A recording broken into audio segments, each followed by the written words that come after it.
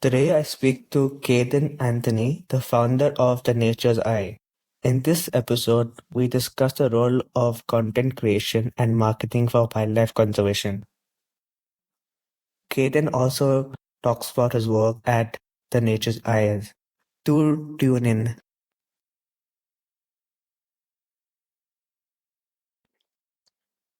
So, welcome, Kayden, to the podcast. It's a pleasure to have you on today. Thank you so much. Thank you so much, Anish. So, why don't you just introduce yourself a bit, like what got you into conservation and Okay, so thank you so much for asking these questions.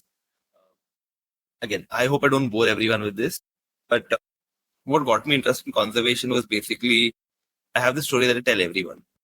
As a kid, my parents would take off the cartoon channels every school year, and the only thing left to watch was Discovery and National Geographic.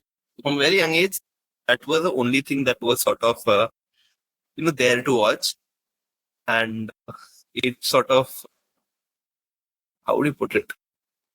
I was conditioned that this is the only thing I'm going to do. Yeah, that's how I began my interest in this field, and I think yeah, throughout my teenage years, this was the only thing I wanted to do: wildlife conservation. Never thought about anything else. Apart from that, career you asked, right? So after completing my masters in wildlife conservation, I started working in the NGO sector with college students and similar groups that work on awareness, not just awareness and on-ground impact. So right now I work for an afforestation project at Green Yatra along with the Nature's Eye. The Nature's Eye is something that me and a few friends of mine have created, in which we try to get people from environmental background and provide internships for them, and those internships help us generate revenue. So we are sort of giving these students a basic skill set and helping them monetize the field of wildlife, because I guess that is a big thing missing today. Like every wildlife lecturer and things are seen as something that is available for free. So yeah, I guess that is about it. so you do a lot for content creation. So how does content creation contribute to conservation? Yeah. So content creation is, I think it's right now one of the best ways to grab audience's attention. At least through my channel, a lot of people who are not in the field of wildlife have been watching my content. And I recently posted a video about a lapwing and explained its, you know, they give the call to distract predators. A lot of people commented under that video saying that we've heard this call, but we haven't we didn't know what the name is. So how can individuals get started in their content creation journey for conservation, and how can an individual build a following in such a niche? Hmm. So wildlife itself is a very small niche in India. Right now, I guess to create a niche in wildlife, you need to create something that is engaging. Now, I have been experimenting with this thing for a long time. If you see my own page, Man of the Forest, it has been there for a long time, and I've been trying to put different things. So, for anyone who wants to start in this, I think one of the best ways to do is experiment, try different types of content, and a bit of research to understand what type of content is put out there. Like right now, the whole craze is for short videos that grab attention. So yeah, something like that. So knowing what is there in the market and experimenting with it with your own niche, that is a very important thing. So how can an individual earn through content creation in conservation? Hmm. So I'll tell you about what I do. That I think I can do that because there are so many ways you can do that. but the best one I know is what I do. So what happens, what we can do is I try to take small concepts that are simple to understand and from India, because any kid today will know what's an anaconda. Any kid will know what is, know, they know about these lion prides in Africa. But when you ask them about a snake in India, like even a common one, like a bamboo pit viper, which is not found throughout, but or they would not know about it. And even the attention towards lions is through an African lens, like the African pride. So my type of content would focus on basically Indian wildlife and just talking about it, making this type of simple videos that people do understand. I think another type of content that people make is that does work, rescue content. But again, that has its whole. I think actually all content have a bit ethical dilemma. Like, where do we draw the line? Do we show you touching animals on camera? Do you not? But okay, this is one explaining concepts. I think a lot of channels outside India have taken a very different way where, like, I think the Rainforester is one such channel where this person just explains stuff. He's got a very good voice and just in a very monotone manner, he explains random stuff. I don't think he films or it's just images. That is the type of content. And infotainment has been gaining a lot of attention. So that is something that people can look into. So, what are some challenges you face in terms of content creation?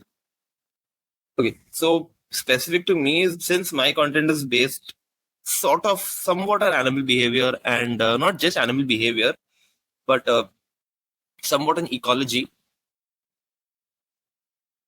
Finding those animals and filming that behavior is a big challenge because I don't always get videos. So I sometimes have to use a video that I've taken previous times. The videos don't match. Sometimes I talk on camera too much just to cover up for that, and I'm spilling my secrets here. Yeah. But yeah, that is one challenge that I face. Finding these videos are so yeah, animals have designed themselves to hide from us or hide from everything. And I think one of the general difficulty that almost every content creator will face is crowding. Now everyone, since Instagram has come, everyone is a content creator. Everyone who posts something is out there. So keeping from all of this crowd and mind you, good quality content. Okay, why would your content stand separate? Because I've seen people with private accounts and like a following of very small following also have really good content. Like they don't want to be content creators, but the content they put out is really good. It's just like I seen a friend of mine posting a video of just her travel vlog, her personal travel vlog, very less views, but it is still amazing. So yeah, standing out in that crowd is a challenge that I think everyone is going to face. So, what are some career prospects in terms of content creation in the conservation sector? This is a tough one. So one of the biggest challenge is content creation market, at least in wildlife, is not established. A lot of markets in wildlife are not established in India. The only big market that is established I'm saying, are not proper careers. Is I think the tourism industry. Research all do exist. They've been existing for a long time. So tourism industry does does support, but again, the whole ethical dilemma. Where are you promoting ethical tourism brands, or are you supporting something that is not, that sort of has some questionable practices? Otherwise, other than that, creating a career in content creation would not be easy because even me, that who I post almost every alternate day, sometimes less, but generating revenue from that is not an easy job. So yeah. What are some revenue streams? So one of the revenue stream is the biggest revenue stream is collaborations. If you have content that people view, you will get collaboration. People will approach you. You can approach people. Thinking this is a thing that I have, and yeah. So people have asked me. A few people have asked me to promote their stuff, but again, we are still in the process of reviewing. Can we or should we promote stuff that is it ethical enough? Does it harm wildlife? By promoting this, are we actually promoting a negative practice? So yeah, one of the stream is collaborations. Direct is also, there's a thing that is like direct, where your audiences can directly pay you, but that is kind of difficult because Indian audiences, or not Indian audiences, audiences in general, are not that likely to pay when it's, when the content is available for free. Apart from these two, in content creation itself, there are through direct content creation, there's no revenue stream. You always have to find ways around it. Okay? Providing your audience with something of value. For example, one way that we have approached this is, so what we did is, since a lot of people have asked us that they wanted to come in person and see these animals for themselves, we thought of keeping a offline workshop and kept the price as minimal as we could. So yeah, creating your own stuff. If you have your own expertise, creating your own stuff and using your platform to promote it is another option as well. And so, did you have to learn marketing to become successful in this field? Honestly, no. You don't have to, but it always, learning something will help. If you have a professional degree in marketing, or if you have something, that I'm sure it'll help. For me, basically, see, my current job role, like my 9 to 5 job that I do, is also in social media and filmmaking for wildlife. So I have a few years of experience in this. So this sort of is easy for me, but a marketing thing would help, but it's not necessary. Talk about the People for Forest initiative, or People of Forest initiative. Okay, yeah. So since the attention that my channel has been getting, and a lot of people have asked that they want to join this field, they want to start a career, or they want to do something in this field. So I keep getting DMs about this. So what I did is, me and a few friends of mine, we started this thing called People of the Forest, which is a community. Basically, we try to provide information and opportunities to people for free. We are thinking of a Discord server and a WhatsApp group where we can update people regarding opportunities, jobs, talk to people one-on-one, and talk about new research in the field of wildlife, and have this whole interactive community with people. It's still in the process. Me and another wildlife biologist, Sandra Pereira, a friend of mine, have been involved in this.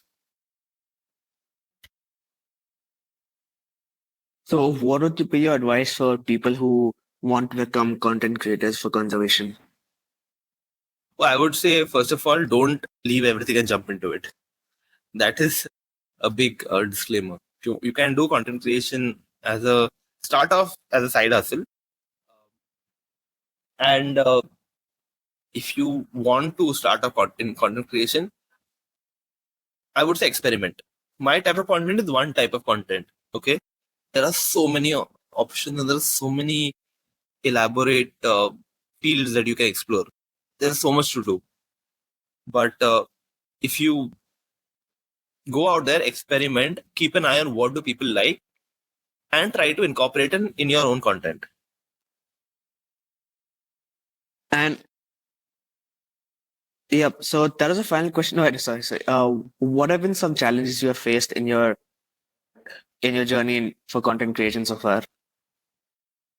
So one of the biggest, I won't say challenge, but yeah, the thing is, you it is a very big game of chance. So I would say that see, until Fishing Garrett, you guys, the yawing, they call him the yawing guy. Have you heard about him, right? Yep.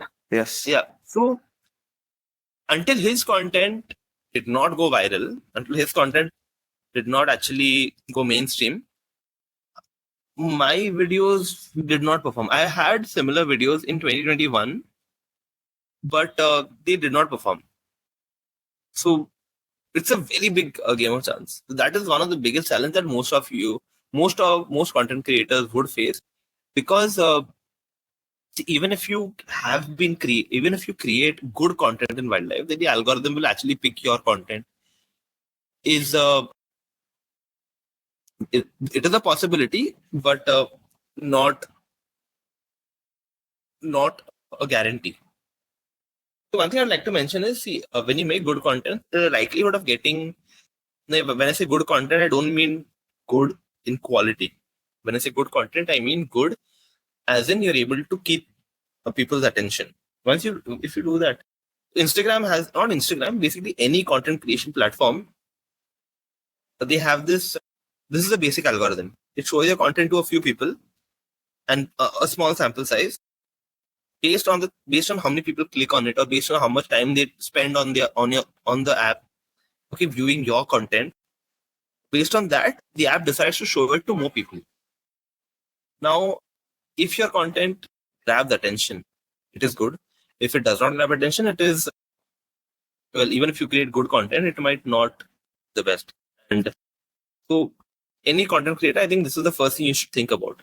How do you keep in a world where wildlife is not a priority, and in a world where it is seen as something, you know, in a world where you do not make biology an optional subject, how do you grab people's attention and keep it, while making videos? That is what you need to think about.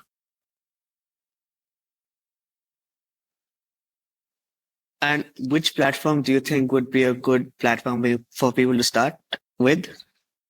So right now, Instagram is the game. Instagram has been one of the biggest. It's like a holistic platform where you can interact with people, post stuff.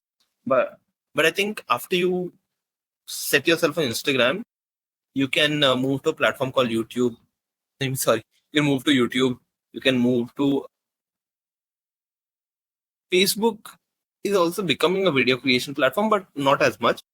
So, but you still have to have your content on every platform, which I unfortunately don't. I've been trying to, but haven't been able to. So yeah, but like Instagram is right now one of the leading platforms. And what would your opinion be about like starting with blogs or magazines and written form of content? Written content. So written content used to perform very well, but in the past few years, after this whole social media boom, I won't say just now. I'm saying in the past few years, maybe a decade or something, this content, it has been becoming difficult, because the attention span has been reducing. That's a thing. But I think there are some avid readers who actually do prefer blogs, and there are people who actually like to read blogs. And sometimes what you don't get from videos. For example, there are times when I do like to read stuff to get solutions, because if I ha- if I want a piece of information fast, I can skim through a blog instead of watching a whole video. So I think blogs also have potential. Again, it comes to how well you can market it. How well do you title your blog? How well do you know pace your blog? Or again, how well are you able to keep your attention? Grab attention and then keep attention is what's important. So that was the final question I had for you today. Thank you so much for your time. Okay, thank you so much, Anish. We have reached the end of this episode of the Think Wildlife podcast. If you are still listening, thank you, and I hope you enjoyed this podcast and learned something new about conservation. Feel free to leave your thoughts on the episode and don't forget to share and subscribe. Before we end the podcast, I would like to share another podcast on Indian wildlife called The Thing About Wildlife by Ishika Ramakrishna. Also, for those who would like to learn more about conservation in India, I have attached a link to three books on Indian wildlife, which I highly recommend. One is a field guide to the mammals of India by Vivek Menon, which is by far one of the most detailed field guides I have seen from anywhere in the world. The second is titled At the Feet of Living Things, written by the various conservationists at the Nature Conservation Foundation. It covers 25 years of the organization's research, ranging from the conservation of snow leopards in Spiti Valley to rainforest restoration in Annamalai and dugong conservation in the Andaman and Nicobar Islands. The final is a four-part series by Mr. H.S. Babla, a former Indian Forest Service officer, which provides a very in-depth analysis of the state of India's conservation and the way forward. It covers species reintroduction, wildlife tourism, the forest rights, and poaching. He also talks about his time as an officer heading various conservation projects in Madhya Pradesh, ranging from the reintroduction of Barasinga and blackbuck to the gore and tackling the Panna poaching crisis. And with that, we end this episode of Think Wildlife Podcast. Thank you once again.